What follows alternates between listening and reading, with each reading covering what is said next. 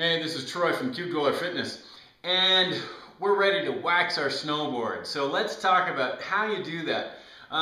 Basically, you're going to be spending a lot of time with your plastic scraper. Here's one from One Ball J.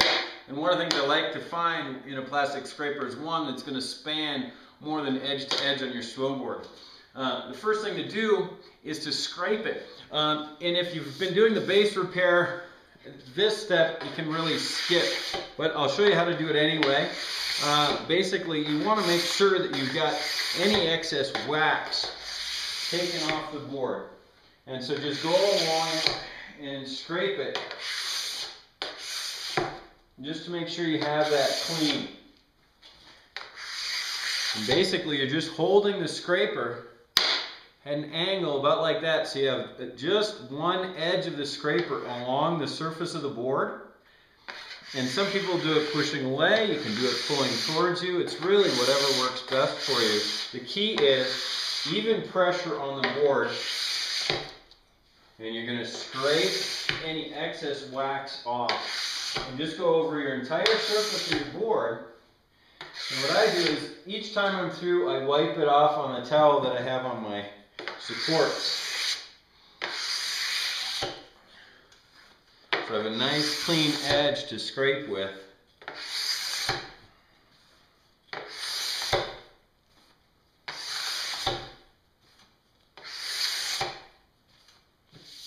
And that's it.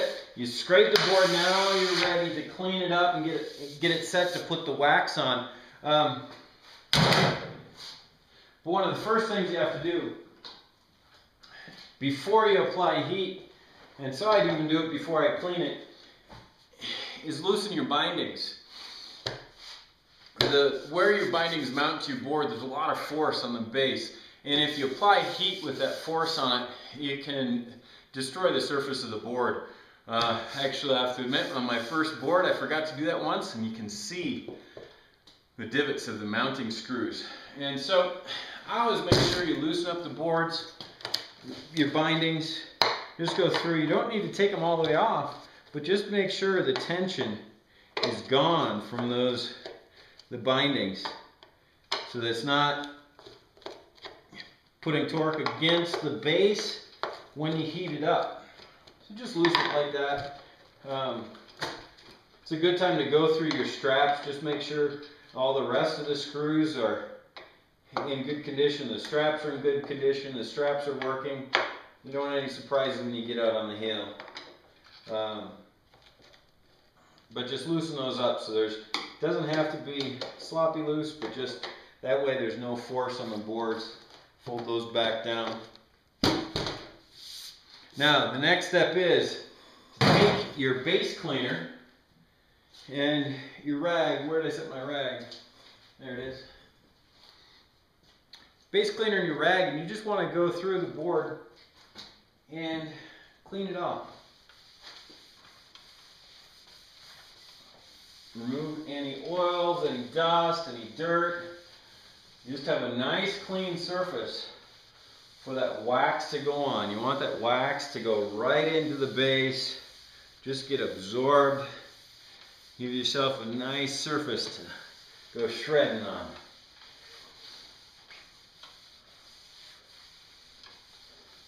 So rub that on and let it dry thoroughly. Just walk away and leave it. Alright, our board is cleaned and dried. The next step is to melt the wax. I'll tell you right now, use an old iron. This will never go on close again. Basically, turn it on about halfway. You can see it's dripping some wax. It was on there before. And it's starting to smoke a little bit, so turn it down. You basically just want it warm enough to melt the wax. I hold it so the tip is down. Basically hold the wax right onto it. Move it around and drip that onto the snowboard. And just drip it around. And what we're going to do is we're just going to make a series of drips all over the board as our working surface as we go around.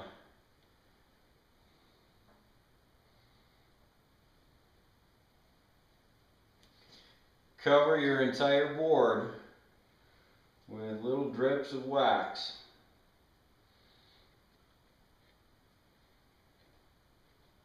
Now, I'm sure in my process I waste a little wax. I might not be as efficient as some, but I want to get enough on there so that it's absorbed into the base. That's the goal. That all that base repair work that we've done, now we're protecting it. We're giving it some wax for it to soak in and absorb. And the wax that's absorbed is actually what's going to protect your board as you go through the season.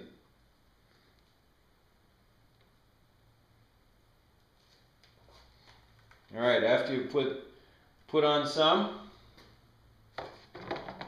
what I found is you want to put the iron down, and I just kind of bounce over the tops. I want to take my time letting it melt in. I don't want to put too much heat in one spot.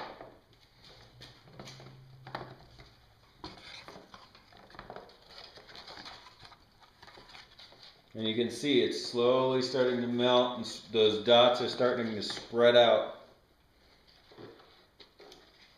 And I want to keep the iron moving. I don't want to get the base too hot. I just want to get it enough so that that wax melts in and is absorbed.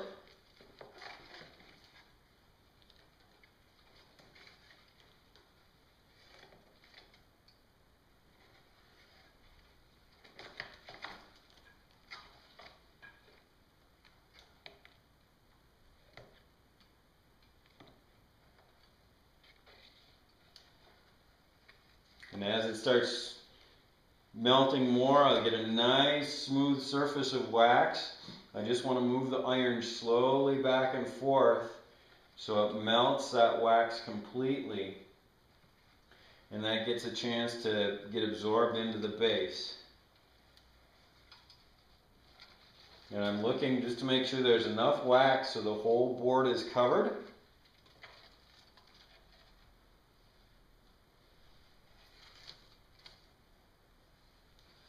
And if I find spots where there's not enough, I can always melt a little bit more, drip some more on.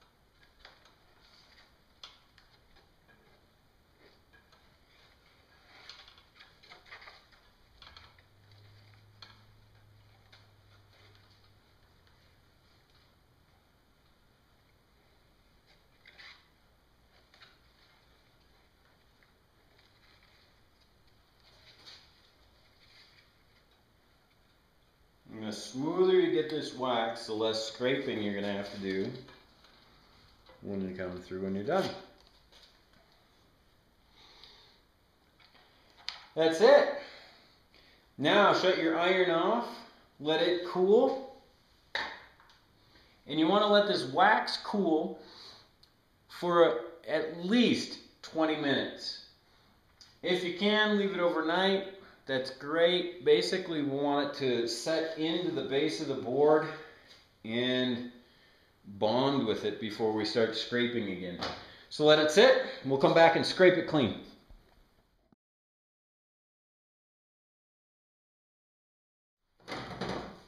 All right, it's time to scrape it. The wax is set and dried. Take your plastic scraper and again, nice, long, smooth strokes. And you want to take off any excess wax on the board. Leave yourself with a nice smooth surface.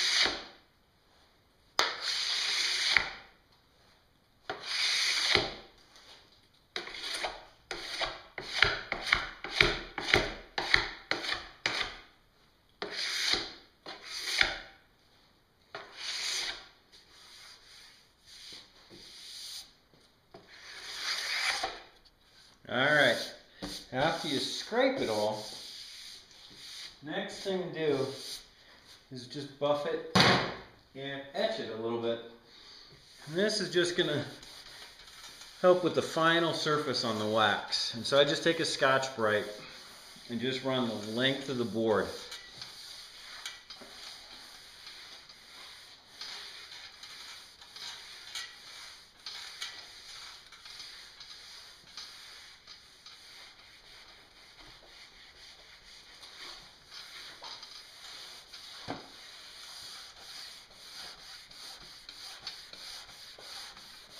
And here's where you'll see if they have some more gouges, you'll see them stick through in the wax.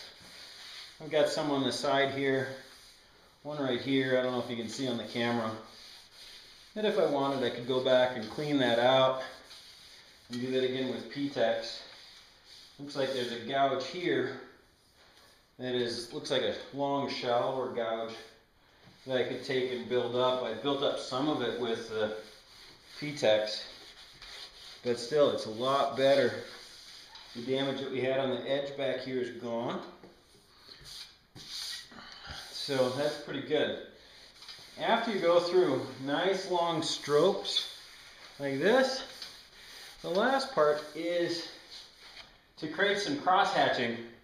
And again, different people will argue about the effectiveness of this, but basically you want to create a little bit of structure so that your board in the snow has less surface tension.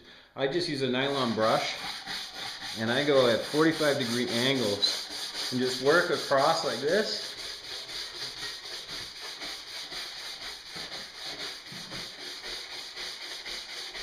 And work all the way down and then change angles and come back the other way.